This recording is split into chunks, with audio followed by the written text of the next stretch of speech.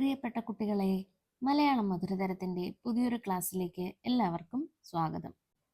9ാം തരം കേരള പാഠാവലിയിലെ വിടില്ല ഞാനീ രശ്മികളെ എന്ന 5ാമത്തെ യൂണിറ്റിലേക്ക് കടക്കുകയാണ് നമ്മൾ. രശ്മി എന്നാൽ പ്രകാശം. പ്രകാശത്തെ പിടിക്കാൻ കഴിയുമോ? വസ്തുതാപരമായി പറയുകയാണെങ്കിൽ കഴിയുകയില്ല തന്നെ. എന്നാൽ ജീവിതത്തിലെ പ്രകാശത്തെ കൈപ്പിടിയിലാക്കാൻ കഴിയണം. ഈ ലോകത്ത് ജീവിക്കുന്ന എല്ലാവരുടെയും ജീവിതത്തിൽ പ്രശ്നങ്ങളുണ്ട്. നാം ഓരോരുത്തരും എന്തെങ്കിലും ഒരു പ്രതിസന്ധി നേരിടുന്നവരാണ്. ചിലർ തളർന്നു പോകും. എന്നാൽ തളർച്ചയെ അവഗണിച്ച് മുന്നോട്ടു പോകുന്നവർക്ക് മാത്രമേ ജീവിതത്തിലെ വെളിച്ചത്തെ കൈപ്പിടിയിലാക്കുവാൻ സാധിക്കൂ. പലപ്പോഴും നാം ജീവിക്കുകയല്ല, അതിജീവിക്കുകയാണ്. കുട്ടികളെ, ഇവിടെ പ്രവേശകമായി തന്നിട്ടുള്ളത് വിജയരാജമല്ലികയുടെ ആൺനദി എന്ന സമാഹാരത്തിലെ ഋതുമേഘങ്ങൾ എന്ന കവിതയാണ്. കവിതയിലേക്ക് കടക്കുന്നതിന് മുമ്പ് നമ്മൾക്ക് വിജയരാജമല്ലികയെ പരിചയപ്പെടാം. മലയാളത്തിലെ ആദ്യ ട്രാൻസ്ജെൻഡർ കവിയാണ് വിജയരാജമല്ലിക.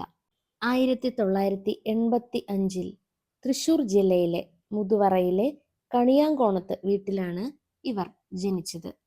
മനു ജയകൃഷ്ണൻ എന്നായിരുന്നു ആദ്യകാല നാമം. ലിംഗമാറ്റ ശസ്ത്രക്രിയ നടത്തിയതിനു ശേഷമാണ് വിജയരാജമല്ലിക എന്ന പേര് സ്വീകരിച്ചത്. ബിരുദാനന്തര ബിരുദധാരിയാണ്. തീക്ഷ്ണമായ ജീവിതാനുഭവങ്ങളെയും ജീവിത യാഥാർത്ഥ്യങ്ങളെയും അവർ കവിതയ്ക്ക് വിഷയമാക്കി. ദൈവത്തിൻ്റെ മകൾ, ആൺനദി, ലിലിത്തിന് മരണമില്ല, മല്ലികാവസന്തം എന്നിവയാണ് പ്രധാന കൃതികൾ. മല്ലികാവസന്തം വിജയരാജമല്ലികയുടെ ആത്മകഥയാണ്. ഇന്ത്യയിലെ വിവിധ സർവകലാശാലകളിൽ ഇവരുടെ കവിതകൾ പാഠ്യവിഷയമാണ്. അരളി പുരസ്കാരം, യുവകലാ സാഹിതി വയലാർ കവിതാ പുരസ്കാരം എന്നിവ നേടിയിട്ടുണ്ട്. 2022 കേരള സാഹിത്യ അക്കാദമിയുടെ ജനറൽ കൗൺസിൽ അംഗമായി തിരഞ്ഞെടുക്കപ്പെട്ടു.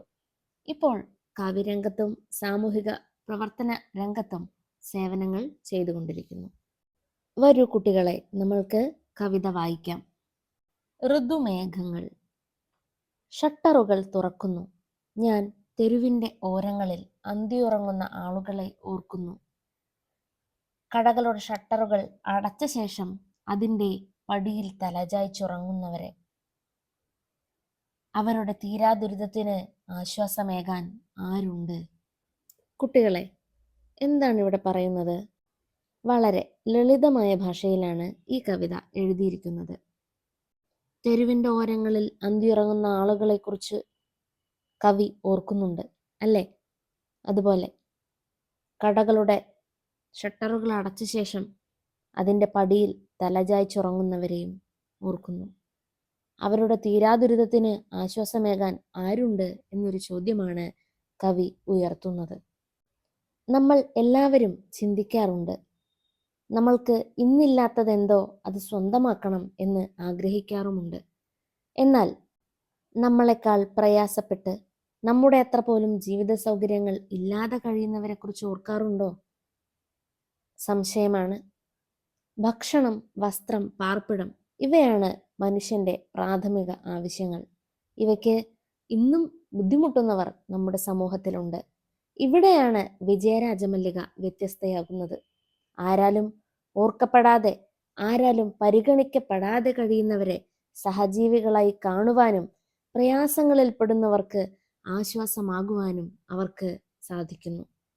സഹജീവികളോട് കാരുണ്യം കാണിക്കുകയും പ്രയാസങ്ങളിൽ അവർക്ക് കരുതലാവുകയും ചെയ്യുമ്പോഴാണ് യഥാർത്ഥ മനുഷ്യസ്നേഹിയായി മാറുവാൻ കഴിയുന്നത്. നാം ജീവിക്കുകയല്ല കുട്ടികളെ, അതിജീവിക്കുകയാണ്. നോക്കൂ, ഇവിടെ ഒരു ചോദ്യം തന്നിരിക്കുന്നു. അശരണരായ സഹജീവികളെക്കുറിച്ച് കരുതലുള്ളവരാണോ നമ്മൾ എല്ലാവരും? പ്രതികരിക്കുക. പ്രതികരിക്കുക എന്ന വാക്കിന് പ്രതികൂലമായ ഒരു അർത്ഥമില്ല.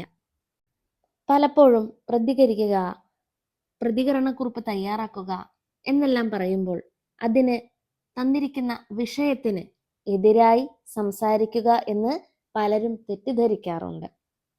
എന്നാൽ കാര്യങ്ങൾ അങ്ങനെയല്ല. എന്താണോ ചോദ്യം തന്നിരിക്കുന്നത്, ആ ചോദ്യത്തിനോടുള്ള നിങ്ങളുടെ അഭിപ്രായം തന്നെയാണ് ഇവിടത്തെ നിങ്ങളുടെ പ്രതികരണം.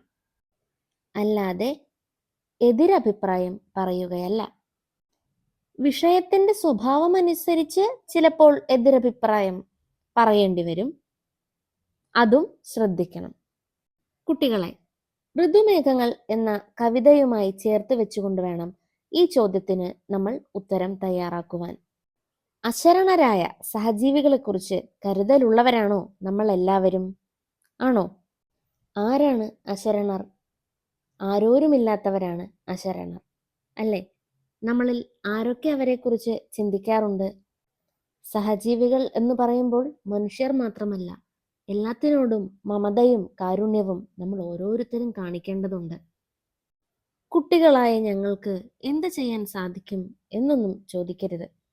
കാരണം നിങ്ങളെക്കൊണ്ടും ഒരുപാട് കാര്യങ്ങൾ ചെയ്യാൻ സാധിക്കും. വിശക്കുന്നവർക്ക് ഒരു നേരത്തെ ഭക്ഷണം നൽകുവാനും ഏവരോടും സമാധാനപരമായി ഇടപെടുവാനും ഒരു ചെറുപുഞ്ചിരിയിലൂടെ മറ്റുള്ളവരുടെ ദുഃഖത്തെ ഇല്ലാതാക്കുവാനും എല്ലാം നിങ്ങൾക്കും സാധിക്കും.